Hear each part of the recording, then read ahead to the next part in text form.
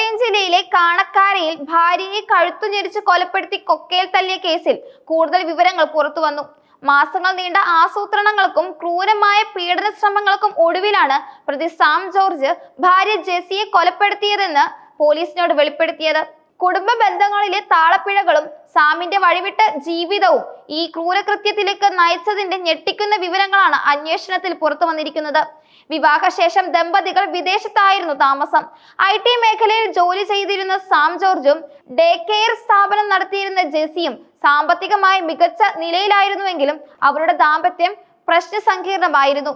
ജെസിയുടെ പണം ഉപയോഗിച്ച് സാമിന്റെ പേരിൽ കാണക്കാരയിൽ വാങ്ങിയ വീട്ടിലും അവർക്കിടയിൽ തർക്കങ്ങൾ നിലനിന്നിരുന്നു. വീട് തിരികെ കിട്ടണമെന്നാവശ്യപ്പെട്ട് ജെസി കോടതിയെ സമീപിച്ചിരുന്നു. ഇതിനു പുറമെ വിവാഹമോചനത്തിനുള്ള കേസും ഫയൽ ചെയ്തിരുന്നു. ഈ കേസുകൾ പരിഗണിച്ച് 2 നിലകളുള്ള വീട്ടിൽ 2 നിലകളിലായി അവർ വേർപിരിഞ്ഞ് താമസിക്കണമെന്ന് കോടതി നിർദ്ദേശിച്ചു.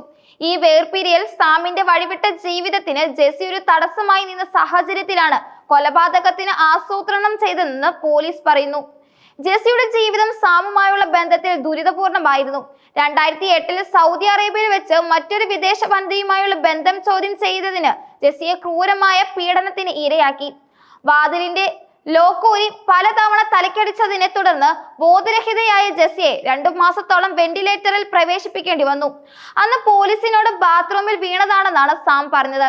എന്നാൽ 5 മാസങ്ങൾക്ക് ശേഷം ജെസി സ്വബോധം വീണ്ടെടുത്തപ്പോൾ സാം കാലു പിടിച്ച് മാപ്പ് പറഞ്ഞുകൊണ്ടാണ് ജെസി പരാതിയിൽ നിന്ന് പിൻവാങ്ങിയത്. പിന്നീട് പലതവണ ഉപദ്രവിക്കാൻ ശ്രമിച്ചപ്പോഴും മക്കളെ ഓർത്ത് ജെസി പലതും സഹിച്ചുവെന്ന് ബന്ധുക്കൾ പറഞ്ഞു.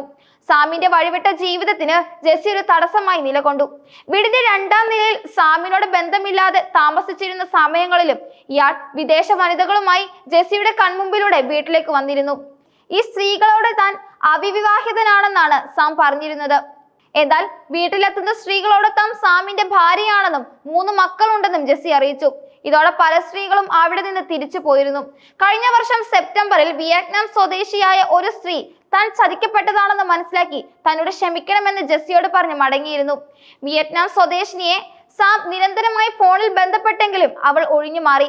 തന്റെ ബന്ധം തകർത്ത ജെസിയെയും മകനായ സാന്റോയെയും കൊലപ്പെടുത്തുമെന്ന് സാം വിദേശ വനിതയെ ഭീഷണിപ്പെടുത്തി. ഇതിൽ ഭയന്ന യുവതി ഉടൻ തന്നെ ഈ വിവരം മെസ്സേജിലൂടെ ജെസിയെ അറിയിച്ചു.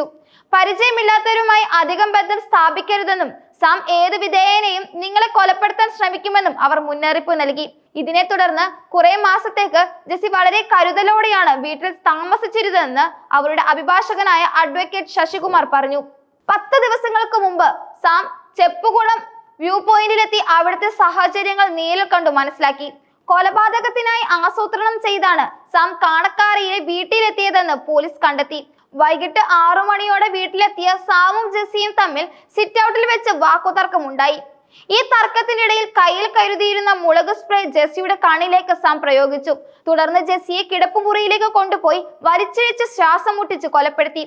കൊലപാതകത്തിന് ശേഷം രാത്രി വൈകിയാണ് സാം മൃതദേഹം കൊണ്ടുപോയത്.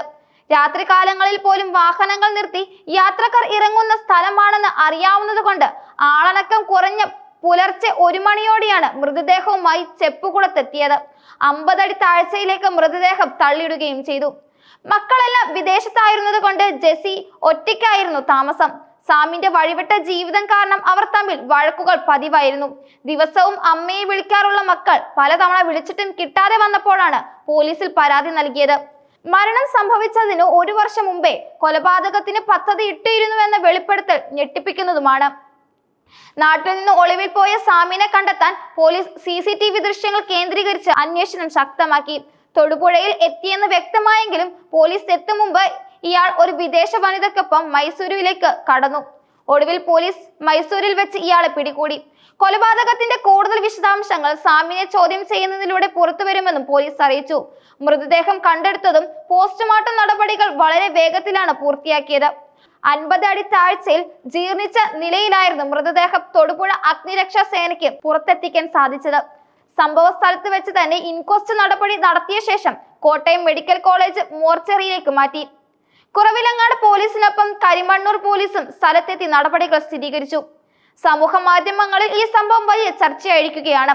വിവാഹ ബന്ധങ്ങളിലെ അവിഹിത ബന്ധങ്ങളും ഗാർഹിക പീഡനങ്ങളും ഒരു സ്ത്രീയുടെ ജീവനെടുക്കുന്നതിന് കാരണമായതിന്റെ വേദനാജനകമായ കഥയാണിത്. ഇത്തരം സംഭവങ്ങൾ ആവർത്തിക്കാതിരിക്കാൻ സമൂഹത്തിൽ കൂടുതൽ അവബോധം ഉണ്ടാകേണ്ടതിന്റെ ആവശ്യകതയും ഈ സംഭവം ഓർമ്മിപ്പിക്കുന്നു.